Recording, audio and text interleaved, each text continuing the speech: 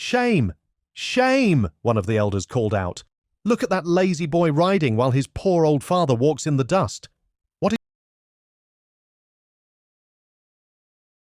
Once upon a time, in a small village nestled between rolling hills and golden grasslands, there lived a wise old farmer named Kofi and his young son, Kwame. They were simple people who worked hard on their small farm, growing yams, cassava, and vegetables to feed their family and sell at the market. One day, Kofi decided it was time to take their donkey to the market in the neighboring town to sell it. The donkey was getting old, and they needed the money to buy seeds for the next planting season. Come, Kwame, said Kofi early one morning. Today, we walk to the market town. It is a long journey, so we must start early. The boy was excited. He had never been to the big market town before. He put on his best shirt, and together they set off down the dusty road, leading their grey donkey by a rope. The sun was just rising, painting the sky in shades of orange and pink. Father and son walked side by side, with the donkey plodding along behind them, its hooves making soft clip-clop sounds on the hard earth. They had not gone far when they passed a group of women carrying baskets of fruit on their heads. The women stopped and stared at them. "Look at those two fools," one woman said loudly, laughing.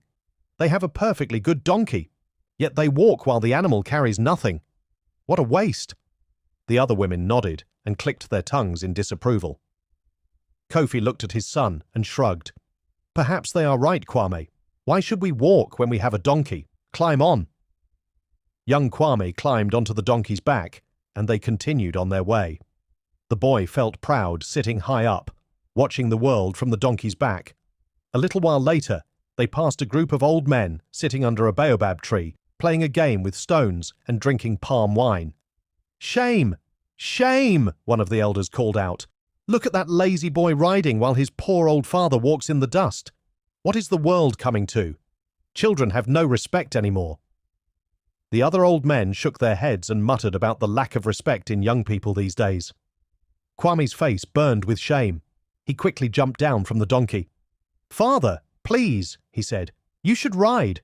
You are older and have worked hard all your life. I am young and strong. I can walk." Kofi smiled at his son's good heart and climbed onto the donkey.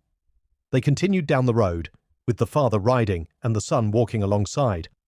The sun climbed higher in the sky, and the day grew warmer. As they approached a small stream where people came to fetch water, they saw several young mothers washing clothes and watching their children play. "How can a father be so selfish?" one mother said, loud enough for everyone to hear. "He rides comfortably, while his poor young son must walk in this heat. The child's legs must be so tired. If that were my husband," said another, "I would give him a piece of my mind. What kind of father makes his child suffer like that?" Kofi sighed deeply. He looked at Kwame, and Kwame looked back at his father. Without a word, Kofi reached down and pulled his son up onto the donkey with him. "There," said Kofi, "now we both ride. Surely no one can complain about this." Father and son rode together on the donkey's back, and for a while they travelled in peace. The road took them through a small village where a market was taking place. As they passed through the crowded marketplace, people began to point and shout.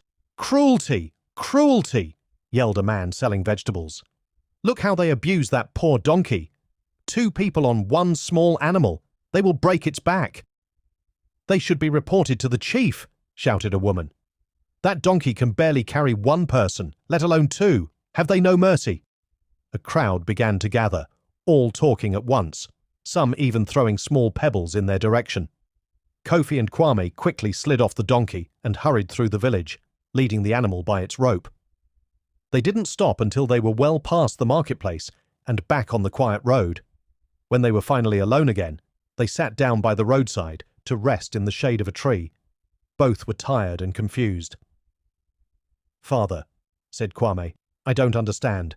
When we both walked, people said we were fools. When I rode, they said I was disrespectful. When you rode, they said you were selfish. When we both rode, they said we were cruel. What are we supposed to do?" Kofi looked at his son with wise, tired eyes. He was quiet for a moment, thinking. Then he smiled. "My son," he said, "today you have learned one of life's most important lessons. You cannot please everyone. No matter what you do, someone will always find fault with it.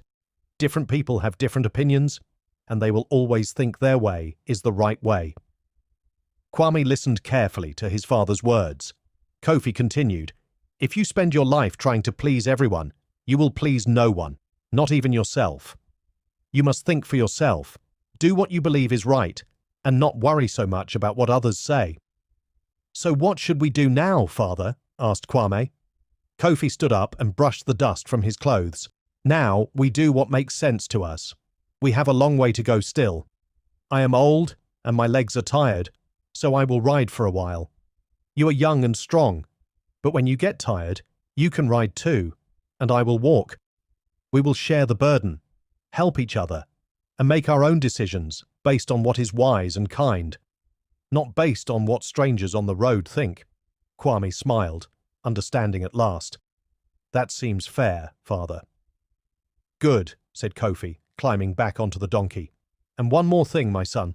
Always be kind to others and respect their opinions, but never let the opinions of others make you lose sight of what you know to be right and true." They continued on their journey to the market town. Along the way, they passed many more people. Some approved of how they travelled, and some did not. But Kofi and Kwame paid them no mind. They took turns riding and walking, helped each other when one was tired, and treated their donkey with care. By the time they reached the market town, the sun was setting. They sold their donkey for a good price and bought the seeds they needed for planting.